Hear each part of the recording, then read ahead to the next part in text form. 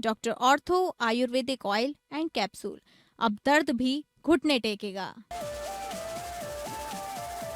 रायपुर में निशुल्क mobile science lab की शुरुआत। सीएम साई ने हरी झंडी दिखाकर किया मोबाइल वैन को रवाना। सरकारी स्कूलों के साथ सरस्वती शिशु मंदिर के बच्चे होंगे लाभान्वित। मुख्यमंत्री ने इसे ग्रामीण बच्चों को एआई से जोड़ने की दिशा में बड़ा कदम बताया। धनबाद के निरसा में सियासी शक्ति प्रदर्शन। बीजेपी सांसद डुल्लू महतो और भाजपा माले विधायक आरूप चटर्जी आमने सामने। एलिवेटेड फ्लाईओवर को लेकर दोनों नेताओं के एक ही दिन अलग अलग आक्रोश मार्च। एक दूसरे पर लगाए गंभीर आरोप। डुल्लू महतो ने कहा, एमएलए आरूप चटर्जी ने कमीशन के लिए निरसा एलिवेटेड रोड का रोका काम।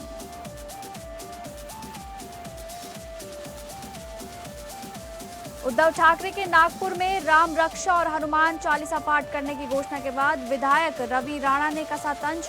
देर से ही सही, लेकिन संकट के समय बजरंगबली की याद आई।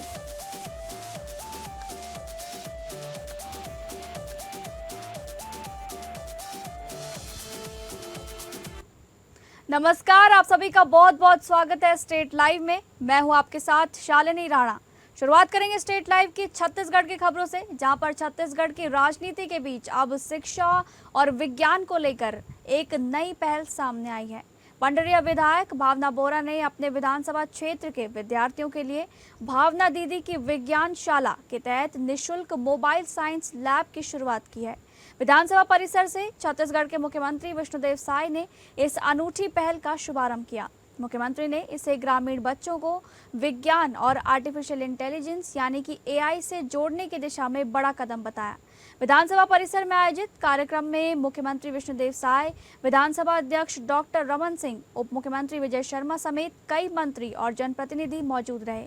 यहाँ पंडरिया विधायक भावना बोरा के सौजन्य से भावना दीदी की विज्ञान शाला के तहत अत्याधुनिक मोबाइल साइंस लैब को हरी झंडी दिखाई गई। मुख्यमंत्री विष्णुदेव साय ने कहा कि आज का दौर विज्ञान, तकनीक और आर्टिफिशियल इंटेलिजेंस का है। ऐसे समय में ये मोबाइल साइंस लैब गांव-गांव और स्कूल-स्कूल पहुंचकर बच्चों को किताबों से बाहर निकालकर विज्ञान को समझने और प्रयोग करने का अवसर देगी। उन्होंने कहा कि विधायक भावना बोरा शिक्षा के क्षेत्र में लगातार नवाचार कर रही हैं और ये पहल भविष्य की पीढ़ी को नई दिशा देगी। विधानसभा अध्यक्ष डॉक्टर रमन सिंह ने भी इस पहल की सराहना करते हुए कहा कि नई शिक्षा नीति का उद्देश्य बच्चों में वैज्ञानिक सोच विकसित करना है और मोबाइल साइंस लैब जैसी पहल इस दिशा में महत्वपूर्ण भूमिका निभाएगी।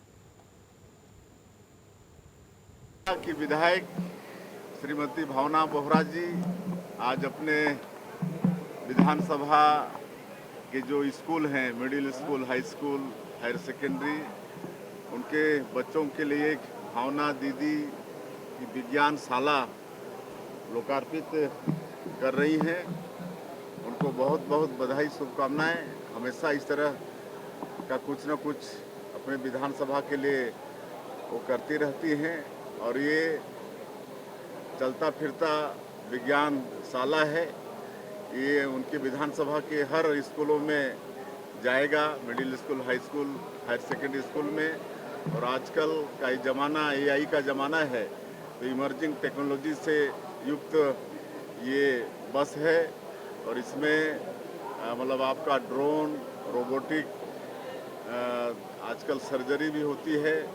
ये सब के विषय में 5 इसमें टेक्नोलॉजी है, उसके विषय में स्कूल जाकर बच्चों को सिखाने का काम करेंगे। बहुत बहुत बधाई है विधायक जी। बहुत एक्साइटेड भी हैं जब से उनको पता चला है कि एक साइंस लैब पाठशाला उनके स्कूल तक पहुंचने वाली है, तो मुझे लगता है बहुत बड़ा अचीवमेंट आने वाले समय में मेरे बच्चे जरूर करने वाले हैं। क्या लगता है क्या इसके बाद ये इनिशिएटिव पूरे छत्तीसगढ़ के लिए भी होगा, क्योंकि अभी तो सिर्फ एक विधानसभा है, बाकी 89 विधानसभा। ठीक है, हर विधायक जो है पिछले भाजपा विधायकों की अगर मैं बात करूँ, मेरे सहयोगी जितने अपने क्षेत्र में जो उनकी क्षेत्र की मांग थी और जो वहाँ होना चाहिए उसके अकॉर्डिंग सारे लगातार दिन रात मेहनत कर रहे हैं, विधानसभा में अपने प्रश्न उठा रहे हैं और जो उस विधानसभा की जरूरत है हर विधायक अपने एंगल से उसको पूरा करने की कोशिश कर रहा है। सबकी जरूरतें अलग हैं, सबकी मांगे। आस्था, श्रद्धा और उत्साह के बीच राजधानी रायपुर में भगवान जगन्नाथ की भव्य रथ यात्रा निकाली गई। इस पावन अवसर पर मुख्यमंत्री विष्णुदेव साय और राज्यपाल रमन डेका गायत्री नगर स्थित भगवान श्री जगन्नाथ मंदिर पहुंचे, जहां उन्होंने भगवान जगन्नाथ, भगवान बलराम और माता सुभद्रा की विधि विधान से पूजा अर्चना की। इसके बाद दोनों ने पारंपरिक रीति रिवाजों के साथ रथ यात्रा को रवाना किया और प्रदेशवासियों के सुख, समृद्धि एवं खुशहाली की कामना की। रथ यात्रा के शुभ अवसर पर राजधानी रायपुर का जगन्नाथ मंदिर श्रद्धालुओं से खचाखच भरा नजर आया। मुख्यमंत्री विष्णुदेव साय और राज्यपाल रमन रेखा ने भगवान जगन्नाथ, भगवान बलराम और माता सुभद्रा की पूजा अर्चना कर प्रदेश की सुख, समृद्धि और खुशहाली की प्रार्थना की। पूजा के बाद पारंपरिक विधि विधान के साथ रथ यात्रा को रवाना किया गया।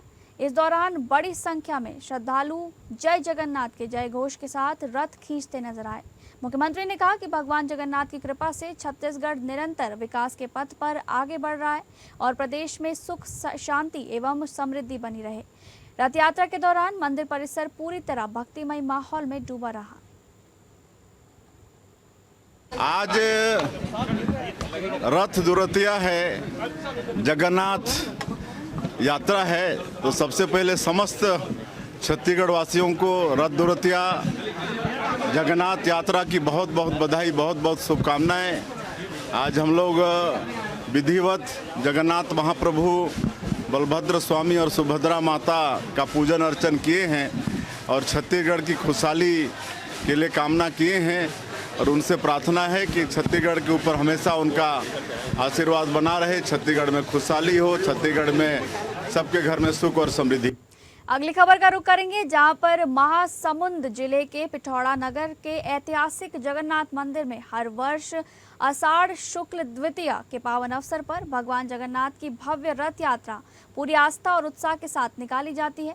आयोजक समिति ने बताया कि लगभग 125 सालों से लगातार पिथौरा के ऐतिहासिक जगन्नाथ मंदिर में रथ यात्रा निकाली जा रही है। ये हमारे क्षेत्र की सबसे पुरानी और पवित्र धार्मिक परंपरा है। हर वर्ष श्रद्धालुओं की संख्या बढ़ रही है, ऐसा समिति ने कहा। भगवान जगन्नाथ मंदिर में दर्शन करने के लिए हजारों श्रद्धालुओं का तांता लगा हुआ है। जयकारों और भजनों से पूरा मंदिर परिसर गूंज उठा है। दूर दराज के गांवों से भी लोग परिवार सहित दर्शन करने मंदिर पहुंच रहे हैं। विशेष पूजा अर्चना के बाद भगवान जगन्नाथ, बलभद्र और सुभद्रा जी को भव्य रथ में विराजित कर नगर भ्रमण कराया जाएगा। रथ यात्रा के सफल आयोजन के लिए मंदिर और नगर की विशेष सजावट भी की गई है। प्रशासन के सहयोग से सुरक्षा, यातायात और पेयजल की पुख्ता व्यवस्था भी की गई है। आयोजक समिति ने सभी श्रद्धालुओं से अपील करते हुए कहा कि वे शांति और अनुशासन के साथ इस धार्मिक आयोजन में शामिल हों।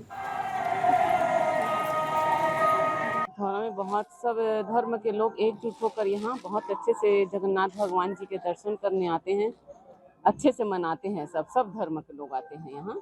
हमारी तो आस्था बहुत ज़्यादा जुड़ी हुई जगन्नाथ भगवान जी से। हमारे गुरु नानक देव जी जगन्नाथ भगवान वहाँ गए थे पुरी में, इसलिए हमारी आस्था और ज़्यादा जुड़ी हुई है। आज किस तरह से सेलिब्रेट कर रहे हैं भगवान को? नहीं, भगवान जी का तो सेलिब्रेट किया बहुत धूमधाम से। देखिएगा आज पिथौरा में तो भीड़ तो आजू बाजू के लोग देखने आते हैं। रथ यात्रा बहुत अच्छे से मनाया जाएगा आज यहाँ। ये रथ यात्रा जो पर्व है रानी विष्णुप्रिया के द्वारा जो है प्रारंभ किया गया है और जगन्नाथपुरी में जो विधि विधान से जो पूजा पाठ होता है वो भी इसी का यहाँ पर प्रयास किया जाता है, वैसे ही मनाया जाता है। इस क्षेत्र की जनता बहुत हर्षोल्लास के साथ मनाती है, इसको मुख्य पर्व मानती है। इस क्षेत्र की जनता जो है सारे समाज का, सभी धर्मों का, सभी का यहाँ पर सहयोग रहता है। अगली खबर, भारतीय जनता पार्टी के प्रदेश प्रवक्ता डॉक्टर विजय शंकर मिश्रा ने महादेव बेटिंग ऐप और स्काई एक्सचेंज मामले में प्रवर्तन निदेशालय यानी कि ईडी द्वारा हिरासत में लिए गए कारोबारी विकास गर्ग से रायपुर में हो रही पूछताछ के मद्देनजर दो टुक कुछ बात कही। इस पूरे मामले और गिरफ्तार आरोपी विकास गर्ग का भारतीय जनता पार्टी से कोई सरोकार नहीं है। उन्होंने कहा कि डॉक्टर मिश्रा ने पूर्व मुख्यमंत्री भूपेश बघेल पर सीधा हमला बोलते हुए कहा कि पूर्ववर्ती भूपेश बघेल सरकार ने खुद ऐसे आपराधिक तत्वों को प्रश्रय दिया और पाला पोसा है। भाजपा प्रदेश प्रवक्ता डॉक्टर मिश्रा ने कहा कि भूपेश सरकार के कार्यकाल में जितने भी अपराधी थे वे सब उन्हीं के समर्थक या संपर्क वाले रहे हैं। भाजपा का स्पष्ट नीतिगत स्टैंड है कि किसी भी अपराधी को बख्शा नहीं जाएगा। विकास गर्ग चाहे जितना भी बड़ा अपराधी हो या महादेव ऐप के प्रमोटर सौरभ चंद्राकर और रवि उप्पल का कितना भी करीबी सहयोगी क्यों ना हो, यदि जांच में उसके खिलाफ दोष सिद्ध होता है तो उसे सलाखों के पीछे भेजा जाएगा। डॉक्टर मिश्रा ने आगे कहा कि महादेव ऐप से जुड़ा पैसा हवाला के जरिए विकास गर्ग तक पहुंचता था, जिसकी गहनता से जांच हो रही है। भाजपा सरकार किसी भी प्रकार के भ्रष्टाचार और अपराध के खिलाफ जीरो टॉलरेंस की नीति पर काम करती है। ऐसे अपराधियों को जेल भेजने में भाजपा को अत्यंत प्रसन्नता होगी, क्योंकि कानून से ऊपर कोई नहीं है। विकास गर्ग जो व्यक्ति अपराधी गिरफ्तार हुआ है वो भारतीय जनता पार्टी से उसका कोई लेना देना नहीं है।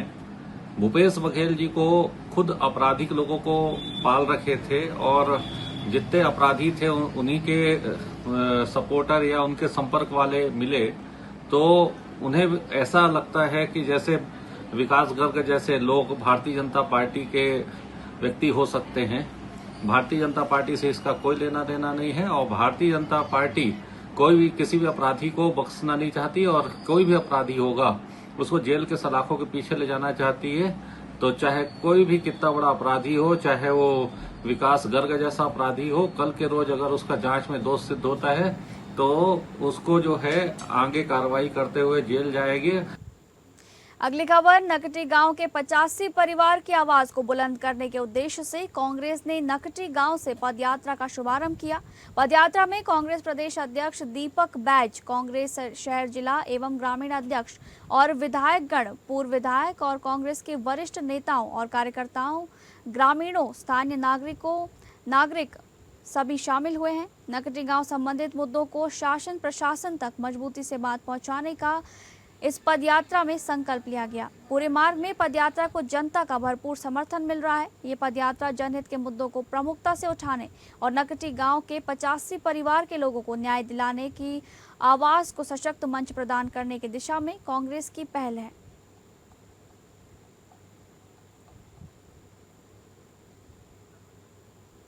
अब बात करेंगे मध्य प्रदेश से जुड़ी खबरों की, जहां पर नर्मदापुरम जिले में समर्थन मूल्य पर 100% मूंग खरीदी की मांग को लेकर किसानों का आंदोलन लगातार तेज होता जा रहा है।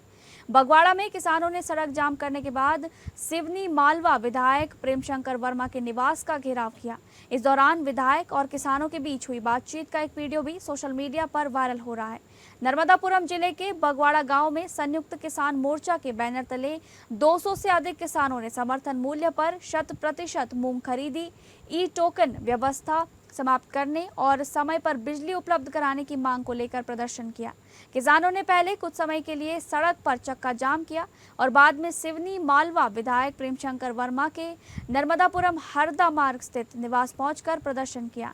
हालांकि प्रदर्शन के दौरान विधायक प्रेमशंकर वर्मा किसानों के बीच पहुंचे, उनकी समस्याएं सुनी और ज्ञापन भी स्वीकार किया।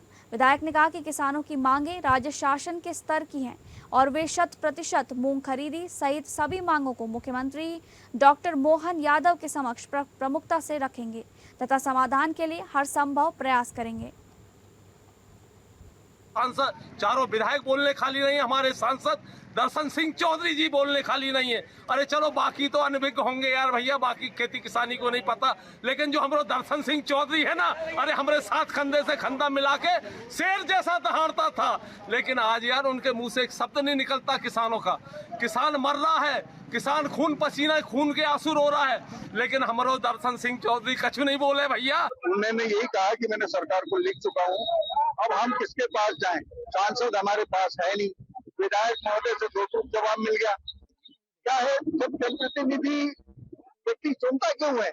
इनकी जिम्मेदारी होती है कि जहाँ नुकसान हो रहा है वहाँ बात करें। उनने अपने लाभ दिखा दिए, लेकिन हमें कोई लाभ नीचे धरातल पे मिल नहीं रहा सरकार की। अब बात करेंगे झारखंड से जुड़ी खबरों की, जहां पर धनबाद की राजनीति में भाजपा सांसद डुल्लू महतो और निरसा से भाकपा माले विधायक अरूप चटर्जी के बीच सियासी टकराव अब खुलकर सड़क पर उतर आया है। एलिवेटेड फ्लाईओवर परियोजना को लेकर बुधवार को दोनों नेताओं ने निरसा में अलग अलग आक्रोश मार्च निकालकर शक्ति प्रदर्शन किया। महज 1 किलोमीटर की दूरी पर हुए दोनों कार्यक्रमों में जमकर राजनीतिक बयानबाजी हुई और दोनों नेताओं ने एक दूसरे पर गंभीर आरोप लगाए।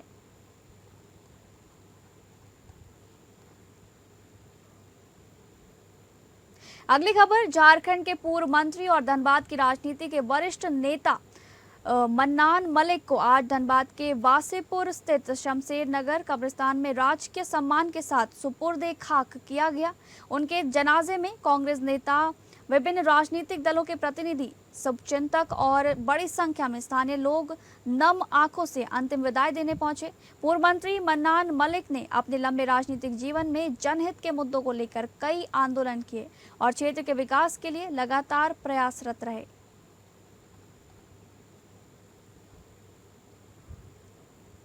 झारखंड के पश्चिमी सिंहभूम से बेहद चौंकाने वाली खबर सामने आ रही है। खनिज संपदा से भरपूर नोवामुंडी क्षेत्र में इन दिनों नियमों को ताक पर रखकर खुलेआम अवैध खनन का खेल चल रहा है। ताज्जुब की बात यह है कि इसकी लिखित शिकायत होने के बावजूद प्रशासन पूरी तरह कुंभकर्णी नींद सोया हुआ है। बीजेपी नेता और पूर्व मंत्री बडकुंवर गगराई ने अब इस पूरे मामले को लेकर मोर्चा खोल दिया है और सीधे तौर पर अधिकारियों की मिलीभगत का आरोप लगाया है।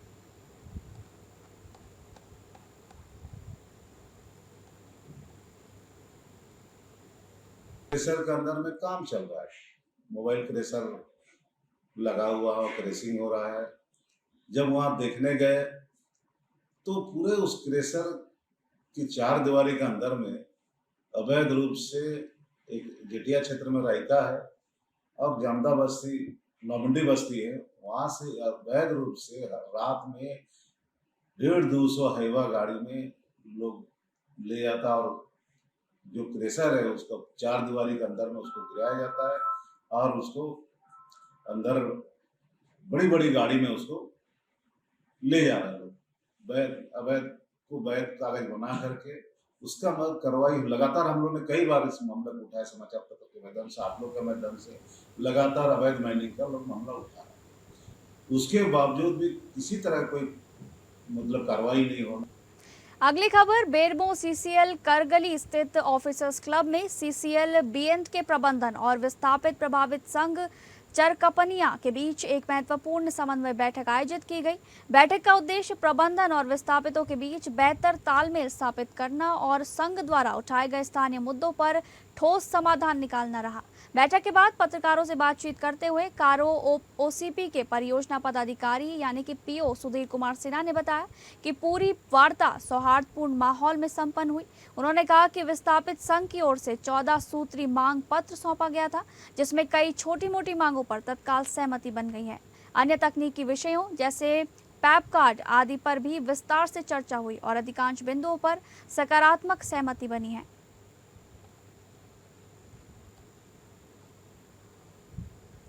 झारखंड में अपराध के खिलाफ कानून व्यवस्था को मजबूत करने के उद्देश्य से अब रांची के हर थाने में साप्ताहिक जन शिकायत अभियान का आयोजन किया जा रहा है, जिसके तहत थाना प्रभारी द्वारा आम लोगों की शिकायतों के निपटारा हेतु किए जा रहे कानूनी कार्रवाई का निरीक्षण भी किया जाएगा।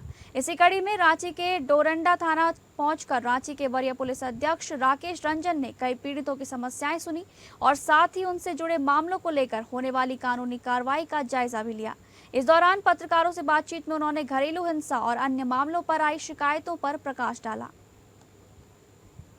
जैसे मैं यहाँ डोरंडा थाने में आया हुआ हूँ, ट्रैफिक एसपी जगन्नाथपुर थाने में है, सिटी एसपी एक अलग थाने में है, ग्रामीण एसपी कांके थाने में गए हुए, सभी अलग अलग थाने में है। डीएसपी साहब जितने भी अपने अपने जुडिक्शन किसी किसी थाने में है। तो हम लोग पब्लिक को सुन रहे हैं। यहाँ पे भी कुछ बात सामने आई। डोमेस्टिक वायलेंस के कुछ कंप्लेंट्स थे, कुछ कंप्लेंट्स लैंड रिलेटेड थे और कुछ कंप्लेंट्स जो इन्वेस्टिगेशन है इंपॉर्टेंट केसेज में वो स्लो होने के बारे में था या फिर उस तरीके से नहीं था जिससे कि कंप्लेनेंट को सेटिस्फेक्शन हो। तो हम लोगों ने सभी की बातों को गहराई से सुना है और सुनकर जो भी विधि सम्मत कार्रवाई होती है वो हम लोग कर रहे हैं। डोमेस्टिक वायलेंस वाले केसेज में मैंने एफआईआर करने के लिए कहा है और अन्य जो मैटर्स हैं उन मैटर्स को भी हम लोग देख रहे हैं। और एक मर्डर का केस सामने आया था, उस केस को भी हमने रिव्यू किया और रिव्यू करके जो निर्देश था वो निर्देश हमारी तरफ। इस वक्त हम राजधानी रांची के डोरंडा थाना पहुंचे हैं, जहां पर रांची के वरीय पुलिस अधीक्षक यानी कि एसएसपी राकेश रंजन पहुंचे हैं और अपनी पूरी टीम के साथ यहां पर वो जो जन शिकायत अभियान है उसके तहत हो रही कार्रवाई का निरीक्षण कर रहे हैं और जन शिकायत किस तरीके से पहुंची है हम आपको सीधा यहाँ पर थाना ले जाएंगे और अंदर दिखाएंगे किस तरीके से एसएसपी यहाँ पर पहुंचकर शिकायतों को लेकर लोगों से बातचीत कर रहे हैं। ये आप देख सकते हैं जन शिकायत समाधान अभियान है जिसके बारे में हम बातचीत करते हुए नजर आ रहे हैं। अब बात करेंगे महाराष्ट्र से जुड़ी खबर की, जहां शिवसेना उद्धव बालासाहेब ठाकरे प्रमुख उद्धव ठाकरे के नागपुर में राम रक्षा और हनुमान चालीसा पाठ करने की घोषणा के बाद विधायक रवि राणा ने उन पर निशाना साधते हुए हनुमानगढ़ी आकर नतमस्तक होने की अपील की है। रवि राणा ने कहा कि उद्धव ठाकरे को देर से ही सही लेकिन संकट के समय बजरंगबली की याद आई है। उन्होंने कहा कि जब ठाकरे राम रक्षा और हनुमान चालीसा का पाठ कर रहे हैं तो उन्हें नागपुर के रेशिम बाग जाकर भी श्रद्धापूर्वक नमन करना चाहिए। उन्होंने कहा कि अपना अहंकार छोड़कर भगवान के चरणों में उन्हें आना चाहिए। राणा ने बताया कि सांसद नवनीत राणा भी अमरावती की हनुमानगढ़ी में हनुमान चालीसा का पाठ करेंगी। उन्होंने कहा कि नवनीत राणा उद्धव ठाकरे को भी हनुमानगढ़ी आने और हनुमान चालीसा पाठ में शामिल होने का निमंत्रण देंगी।